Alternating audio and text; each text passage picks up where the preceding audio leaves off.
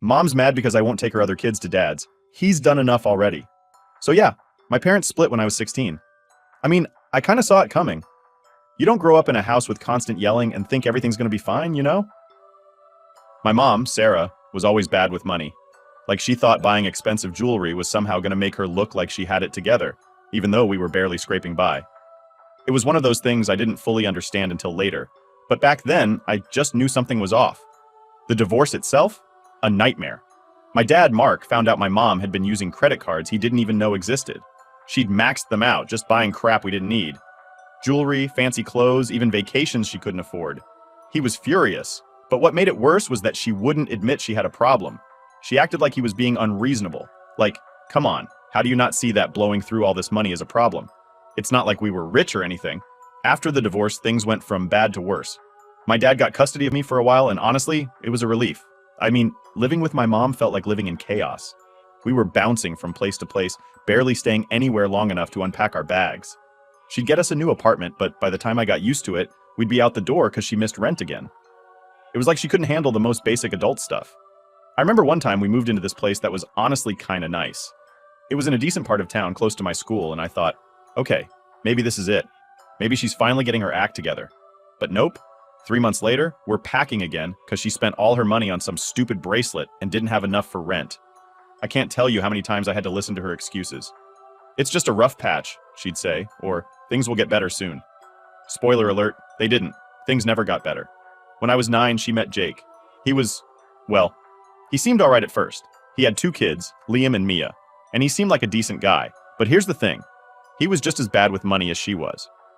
If you put 2 financially irresponsible people together, what do you think happens?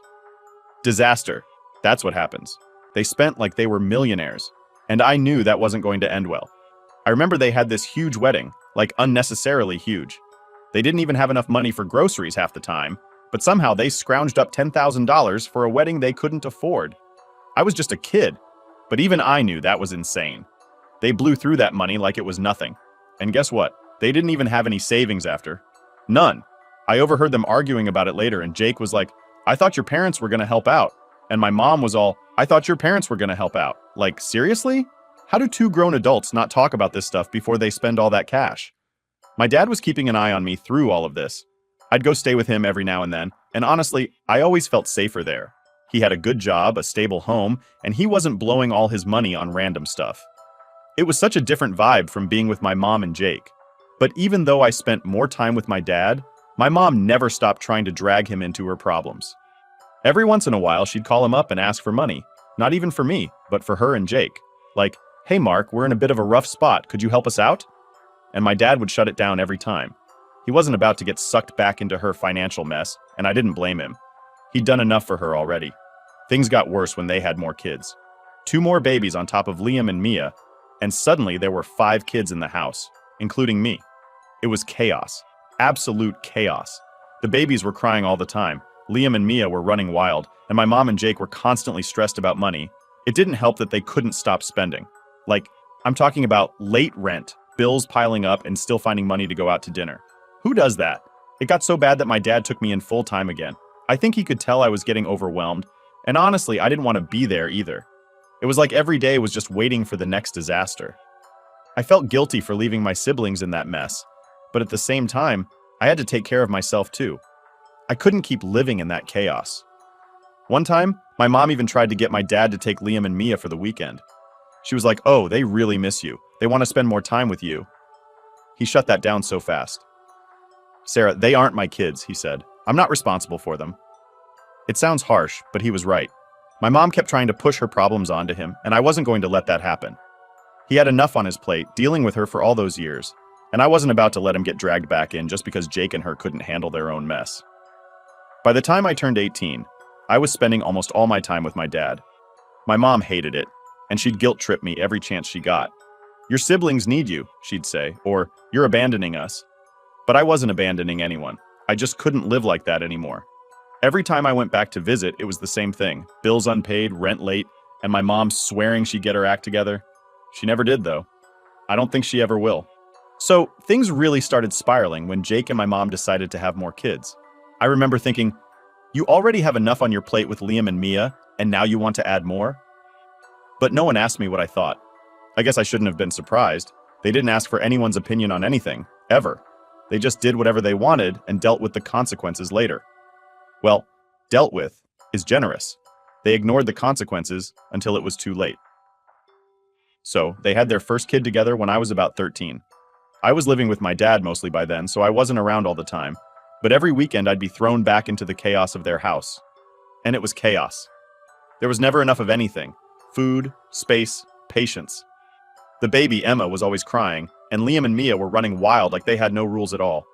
It was like Jake and my mom were so caught up in their own drama they forgot they had kids to take care of. It didn't help that Jake lost his job around that time. He was working as a mechanic, but I guess he got into some kind of fight with his boss and ended up getting fired.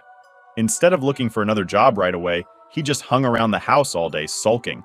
My mom was working part-time at some retail store, but it wasn't enough to cover everything, so they fell behind on rent. Again. But what really blew my mind was how they'd act like everything was fine when I visited. Like they'd put on this front of being a happy family, but it was so fake, you could practically see through it. They'd try to do these forced family dinners where everyone would sit around the table like we were in some sitcom. Jake would crack lame jokes, and my mom would act like nothing was wrong. Meanwhile, the bills were piling up, and you could feel the tension hanging in the air like a thick cloud. And then, because they clearly hadn't learned their lesson the first time, they had another baby. Yep, just a year after Emma was born, Noah came along. Now there were 5 kids in the house. 5. And guess who got roped into helping out every time I was there? Me. It's like they thought, oh, she's older now, she can handle it. So I'd get stuck babysitting while they did who knows what, probably arguing about money, if I had to guess. It got to the point where I dreaded going over there. I'd tell my dad about it when I went back to his place, and he'd just shake his head. He didn't understand how they could keep digging themselves into a deeper hole. Honestly, neither did I. But it wasn't my mess to fix, you know? One time, I remember being over there for a weekend and everything was extra tense. Liam had just started middle school, and he was acting out a lot. Getting into fights at school, refusing to do his homework, the whole rebellious preteen thing. Mia was quieter, but she was always glued to her phone, ignoring everything going on around her. I tried talking to Liam about it once, but he just shrugged and said, "What's the point? No one cares what I do." That hit me hard. I mean, I knew things were bad, but hearing him say it so plainly made me realize just how much this mess was affecting them too. It wasn't just me feeling like I was stuck in the middle of a disaster. Liam and Mia were caught up in it just as much as I was, but they didn't have an escape. They didn't have my dad's house to go to when things got too crazy. They were stuck in that madhouse 24/7. I don't know if it was guilt or what, but after that, I started trying to be there for them more. I didn't want to, but I felt like I had to, you know? Like they didn't ask to be born into this mess any more than I did, and it's not their fault that their parents were, well, their parents. So I'd hang out with them when I could, play games with them, try to get them out of the house when things got too tense. But it didn't help much. The tension in that house was too thick to cut through with a few games of Monopoly. Jake and my mom were always either arguing or pretending everything was fine, and the kids were picking up on all of it. I could see it in how they acted. Mia got more withdrawn, and Liam's attitude just kept getting worse. Then one night, things really blew up.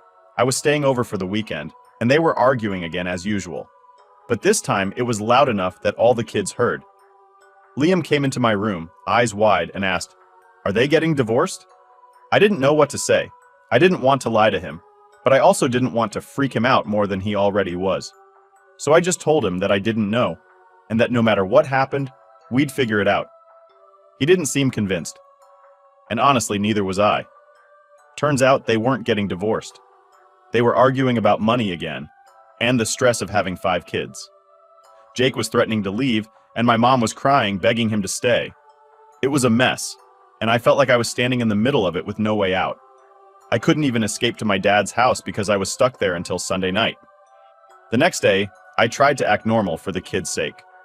We went out to the park for a few hours just to get away from the house. Liam didn't say much, but Mia opened up a little. She told me how stressed out she was, how she felt like she had to be the good kid, so her parents wouldn't worry about her on top of everything else. That hit me hard too. Here was a 9-year-old kid trying to hold it together for her parents, when it should have been the other way around. That night, after I put the little ones to bed, I heard my mom on the phone. She was talking to my dad, and from what I could hear, She was trying to get him to take Liam and Mia for a few weeks. She was saying something about how they needed a break from the chaos and that it would be good for them to spend time with their other family. I remember thinking, what other family? My dad's not their dad. Why should he take care of them? It didn't make sense to me then, and it still doesn't. My dad wasn't responsible for cleaning up her mess, and neither was I. That's how things were for a long time. Chaotic, tense, and full of fake smiles and forced family dinners. I was just waiting for the next blow-up, the next argument, the next thing to go wrong. And honestly, I was just trying to survive it. Update 1. By the time I hit 18, I was pretty much living full-time at my dad's place. I mean, it wasn't like some big decision or anything. It just kind of happened naturally. My dad's house was calm, stable, 2 words that didn't exist in my mom's world. So I started spending more time at his place, and eventually I just stayed.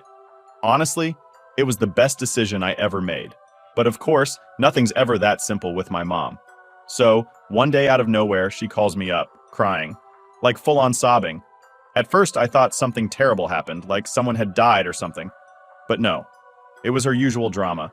She was going on about how the kids missed me, how they needed me around more, and how everything was falling apart without me there to help out. I didn't even know what to say. I mean, she was acting like it was my job to fix her life. Like somehow me being there was going to magically solve all her problems. So I just kind of sat there letting her ramble on, hoping she'd run out of steam eventually. But she didn't. She kept pushing, telling me how I was abandoning my family, how Liam and Mia were asking about me all the time, and how even Emma and Noah, who were toddlers at this point, were crying for me. It was a straight-up guilt trip. After a while, I finally cut in and said, "Mom, I'm not abandoning anyone. I'm just trying to live my life. And I can't do that with all the chaos over there." I tried to be as nice about it as I could, but honestly, I was fed up. I had spent enough time cleaning up her messes, and I wasn't about to let her drag me back into it. She didn't take it well. Her tone changed real quick. She went from crying to angry in a heartbeat. "You don't care about us anymore," she yelled. "You've turned into your father, always putting yourself first." That one stung. I mean, yeah, my dad had left her, but he didn't leave me. He was always there for me, and I wasn't about to let her twist that around like he was some kind of villain.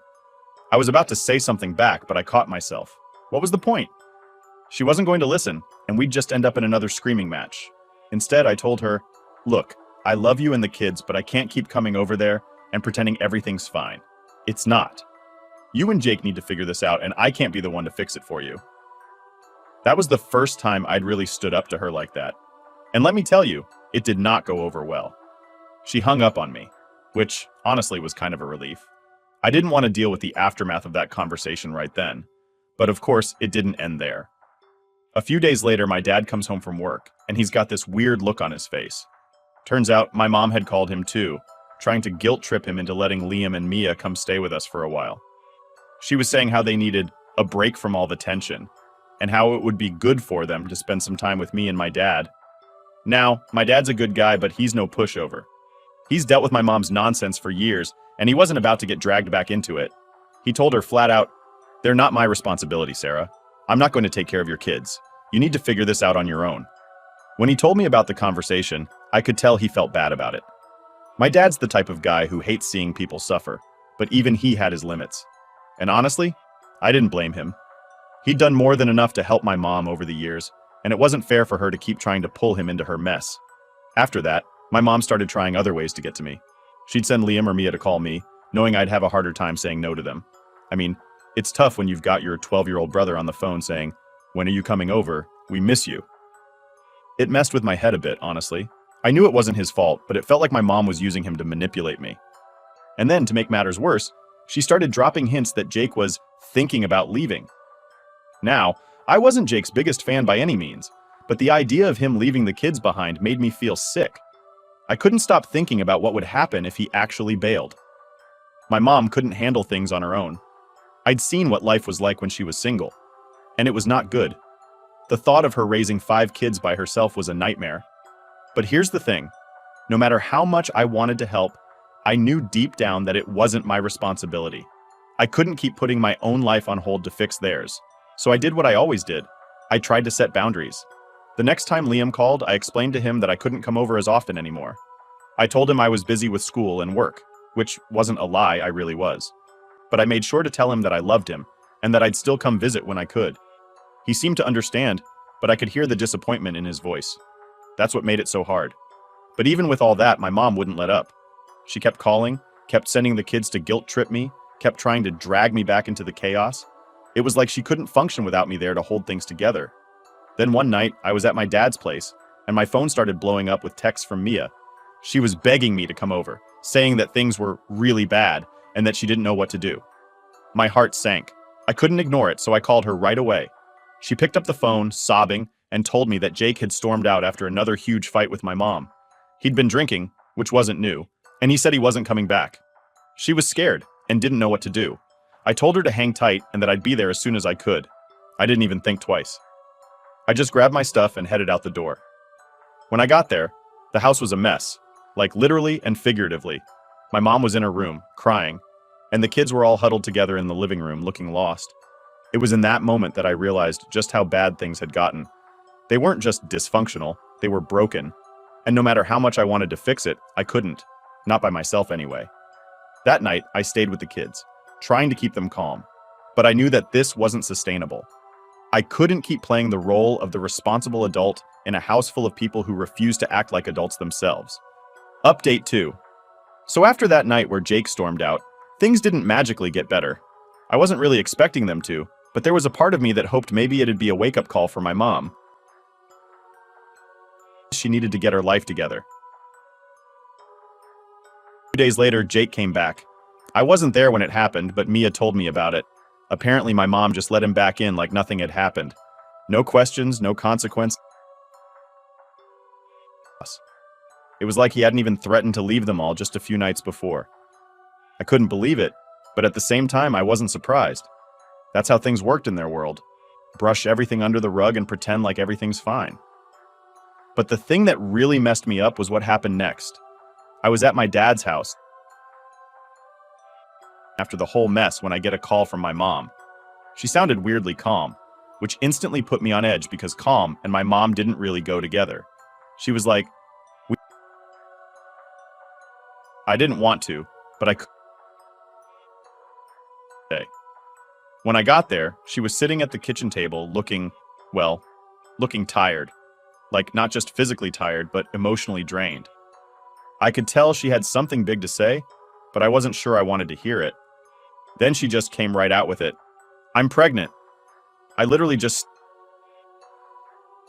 She'd just said, pregnant, again. To feed. Another baby to raise in a house that was already falling apart. I didn't even know how to respond. All I could manage was, how? She looked at me like I was dumb for asking. But seriously, I couldn't wrap my head around it. They could barely take care of the 5 kids they already had, and now they were bringing another one into the mix? It didn't make any sense. She said, which was the... said something that really threw me. I need you to help out more. That's when I lost it. Are you serious right now? I practically yelled. You can't even handle the kids you have, and now you're asking me to step in and take care of another one? She looked hurt, but I didn't care at that point. I was angry. I was angry because she was just making things worse and expecting me to pick up the pieces. It wasn't fair. It wasn't my responsibility. I can't do this anymore, Mom, I said, my voice shaking. It's fine when it's not. You need to fix... She didn't say anything for a long time, and I could see she was trying to hold back tears. But honestly, I didn't feel bad. I felt guilty for not feeling bad, but at the same time, I knew that I couldn't keep living like this. It wasn't healthy for me, and it wasn't going to fix anything. After a long, awkward silence, she finally said, I'll figure it out. I didn't believe her, but I didn't argue either. What was the point? I just nodded and left. When I got back to my dad's, I didn't even know how to explain what had just happened. How do you tell someone that your mom is having another kid when she can't even handle the ones she has? It was all too much. A few weeks passed, and I tried to distance myself. I still visited the kids, but I made it clear to my mom that I wasn't going to be her backup plan. I had my own life to live, and I couldn't keep putting it on hold for her. Things were quiet for a while, but I should have known it wouldn't last. One evening, I got a text from Mia. It wasn't a long message, Just a few words that hit me like a brick. Jake's gone. I called her immediately, and she told me that he had packed up his stuff and left. No warning, no explanation. He just left. I could hear the fear in her voice, and it broke my heart. As much as I didn't like Jake, the kids didn't deserve this. They were just innocent bystanders in all of it. I rushed over there, and when I walked into the house, it felt like I had walked into a funeral. My mom was sitting on the couch, staring blankly at the wall, while the kids were scattered around the room, all of them looking lost. Liam was pacing, Mia was crying, and the little ones were clinging to each other, not really understanding what was going on. My mom didn't even acknowledge me when I walked in. She just sat there like she was in shock. I didn't know what to do. I mean, what do you even say in a situation like that? So I went to the kids and tried to comfort them as best as I could. But inside, I was freaking out. What were they going to do? What was I going to do? That night, I stayed over with the kids. My mom barely moved from the couch the whole time, and Jake didn't come back. The next morning, I made breakfast for everyone and tried to keep things as normal as possible for the little ones. But the whole time, I was thinking, how the hell did we get here? After breakfast, I sat down with my mom trying to figure out what the plan was. But she didn't have one. She didn't have a clue what to do. Jake was gone, and she was left to deal with the fallout. And on top of that, she was still pregnant with another kid. I couldn't help but feel a wave of anger wash over me. How had it gotten this bad? How had she let it get this bad? I didn't have answers, and neither did she. Update 3. So after Jake left, things just kept getting worse, which honestly, I didn't think was possible at that point. My mom was a wreck, and the house was basically falling apart around her. The kids were all over the place, and I was trying to be there as much as I could, but it was draining. Every time I walked into that house, it felt like a weight dropped on my chest. The place was a mess, bills were piling up, and the kids were looking at me like I had all the answers. But the truth is, I didn't. I had no clue what to do anymore. I tried to keep some normalcy for them. I'd help with homework, make dinner, even clean the house when it got too unbearable. But it didn't feel like enough. Nothing did. My mom was barely functioning, and with the baby on the way, I knew things were going to get even more chaotic. Part of me felt like I should step in more, but another part of me knew that wasn't fair. I had my own life. I wasn't their parent. I wasn't even living there full time. But still, the guilt was eating me alive. The breaking point came about 2 months after Jake left. I was over at the house, helping Liam with some school project when my mom came out of her room looking worse than I'd ever seen her. She sat down at the kitchen table and just stared at me for a while. I didn't know what she was going to say, but I could feel something big was coming. Then she dropped it. I'm going to lose the house. I didn't know what to say. I mean, I knew things were bad, but I didn't realize they were that bad. She hadn't been paying the mortgage since Jake left, and now they were threatening to take the house away. I asked her what she was going to do, and she just shrugged. I don't know, she said. I was hoping you could help. That's when I knew I couldn't keep doing this. I couldn't keep letting her drag me down with her. I had been trying to help for years, and things had only gotten worse. I realized that no matter how much I did, it was never going to be enough because she wasn't willing to take responsibility for her own life. I took a deep breath and said, Mom, I can't keep fixing this for you. She looked at me confused. What do you mean? I mean, I can't keep coming over here, cleaning up the mess and pretending everything's okay, I said. You need to figure this out on your own. I'll help with the kids, but I'm not going to fix your financial problems. I'm not going to save this house. I could tell she didn't want to hear it. She started crying, saying how she didn't know what to do, how she was scared, how she couldn't do this without me. And yeah, that hit me hard. It's tough hearing your own mom say stuff like that. But at the same time, I knew this was the right thing to do. I had to draw the line somewhere, and this was it. I'll help as much as I can, I told her. But I'm not a bank and I'm not a parent. You've got to take control of your life. She didn't say much after that. Just sat there, wiping away her tears, looking completely defeated. I felt like crap, but I knew it had to be done. If I didn't set boundaries now, she was going to keep leaning on me forever, and I couldn't live like that. After that conversation, things got a little weird between us. My mom didn't call me as much, and when she did, it was short and to the point. No more guilt trips, no more asking for money. I could tell she was upset, but at least she was starting to realize I wasn't going to be her safety net anymore. I still went over to help with the kids. I wasn't going to abandon them. They needed me, and it wasn't their fault their parents were a mess. But even that was getting harder. Every time I went over, it felt like the house was falling apart a little more. The lights would flicker, the fridge was always half empty, and the stress in the air was so thick you could practically feel it. I started worrying about the kids more and more, wondering what was going to happen if they really lost the house. One night, Mia pulled me aside and asked me straight up, "Are we going to be homeless?" I didn't know what to say. I wanted to tell her everything would be okay, but I didn't want to lie either. So I just said, "We're going to figure something out, I promise." I hated giving her such a vague answer. But what else could I say? I wasn't even sure what the future looked like anymore. A few weeks later, things took another turn. My mom called me and said she was going to move in with Jake's parents. Apparently, they were willing to take her and the kids in for a while until she got back on her feet. I wasn't sure how I felt about that. Jake's parents weren't exactly the most reliable people, but at least it was a roof over their heads. It was better than nothing. But here's the kicker. I know you said not to use that phrase, but it just fits here. She wanted me to move in with them too. She said they had space for me, that it would be just like old times. I couldn't believe she was asking me that. After everything that had happened, after all the boundaries I tried to set, she still thought I was going to just slide back into the chaos. I told her no, it wasn't even a hard decision. I wasn't going to let her pull me back into that mess. I had my own life to live, and I wasn't about to sacrifice that to fix her mistakes. She wasn't happy about it, but this time, I didn't feel guilty. I knew I was doing the right thing for myself. The last time I went to their house before they moved out, it felt weird, like the end of an era. The house was mostly packed up, and there were boxes everywhere. The kids were running around, excited about moving to their grandparents' place, which was a relief. I was worried they'd be scared or upset, but they seemed to be handling it okay. Before I left, my mom pulled me aside and gave me a hug. It was the first real moment of connection we'd had in a long time. She didn't say much, just, "I'm sorry." I didn't really know what she was apologizing for, maybe for everything, maybe for nothing, but it felt like a small step in the right direction. I hugged her back and said, "I'm always here for you, Mom, but you have to take care of yourself." And with that, I left. I didn't look back. I knew I'd done everything I could.